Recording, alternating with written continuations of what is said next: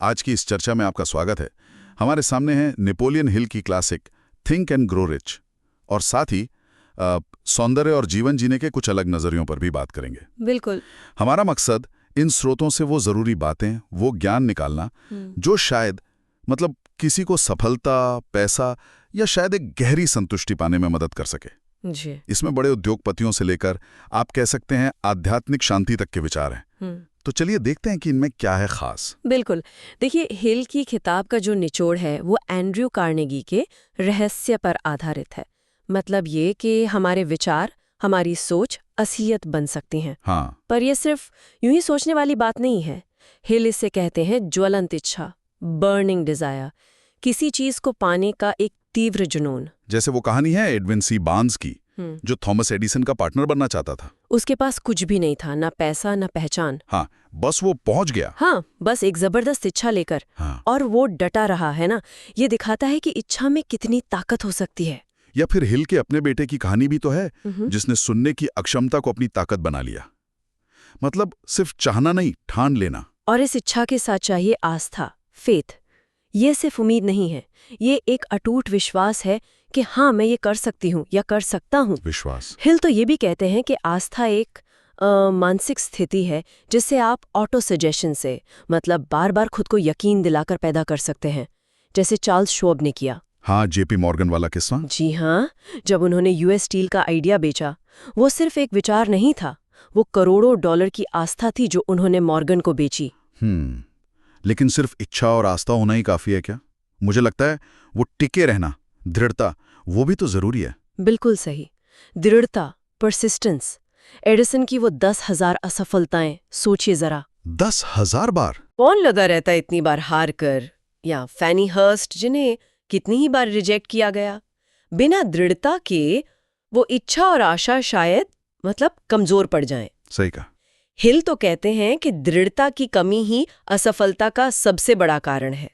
इच्छा शक्ति और दृढ़ता, ये मिलकर एक जबरदस्त कॉम्बो बनाते हैं। और हाँ, इसके साथ ही जरूरी है निश्चित निर्णय लेने की क्षमता, डिसीजन। टालमटोल ना करना। बिल्कुल। टालमटोल करना या दूसरों की राय से बह जाना, ये बहुत खतरनाक है।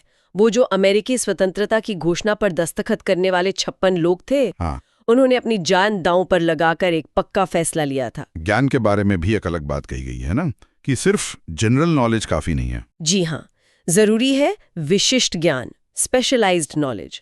और सिर्फ ज्ञान होना ही नहीं, उसे ठीक से व्यवस्थित करके प्रैक्टिकल प्लान्स के जरिए इस्तेमाल करना। जानना कि जानकारी कहाँ से मिलेगी और उसे यूज कैसे करना है। बिल्कुल। और यहीं पर आती है संगठित योजना और मास्टरमाइंड की बात। Mastermind group. हाँ, 2 या ज्यादा लोगों का समूह जो एक लक्ष्य के लिए अपना ज्ञान, अपना अनुभव सब कुछ साथ मिलाकर काम करते हैं।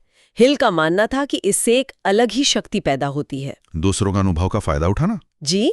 और फिर है कल्पना, इमेजिनेशन, नए आइडियाज, नई योजनाएं बनाने की क्षमता, चाहे वो पुराने विचारों को मिलाकर कुछ नया बनाना हो या बिल्कुल मौलिक। अच्छा, इन सब के साथ हिल ने डर की भी बात की है, खासकर गरीबी का डर, आलोचना का डर, जो हमें रोकते हैं।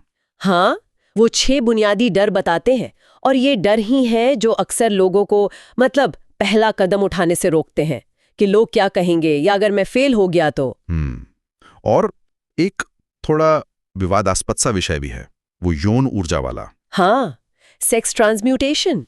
हिल का तर्क था कि ये इंसान की सबसे शक्तिशाली ऊर्जाओं में से एक है। अच्छा। उनका मानना था कि जो लोग बहुत सफल होते हैं वो अक्सर इस ऊर्जा को एक रचनात्मक दिशा देते हैं, अपने काम में, अपने लक्ष्यों में लगाते हैं। ऊर्जा का रूपांतरण। जी। उनका ये भी मानना था कि 40 के बाद लोग अक्सर ज्यादा सफल इसलिए होते हैं क्योंकि तब तक वो इस ऊर्जा को सही दिशा देना सीख जाते हैं। तो ये तो हुआ हिल का नजरिया, जो साफ तौर पर बाहरी सफलता, उपलब्धि, पैसे पर ज्यादा जोर देता है। लेकिन हमारे पास जो दूसरा स्रोत है वो कुछ अलग ही बात करता है ना? हाँ, बिल्कुल। वो बाहरी चीजों के बजाय आंतरिक सौंदर्य, इनर एस्थेटिक्स और आत्मिक खुशी, सोलफुल जॉयसनेस और सादगी पर जोर देता है। सादगी? हाँ, जैसे वो जापानीज फिलॉसफी है वाबी साबी। वाबी साबी। हाँ, जिसका मतलब है कि अपूर्णता में, अस्थिरता में, सादगी में भी एक सौंदर्य है।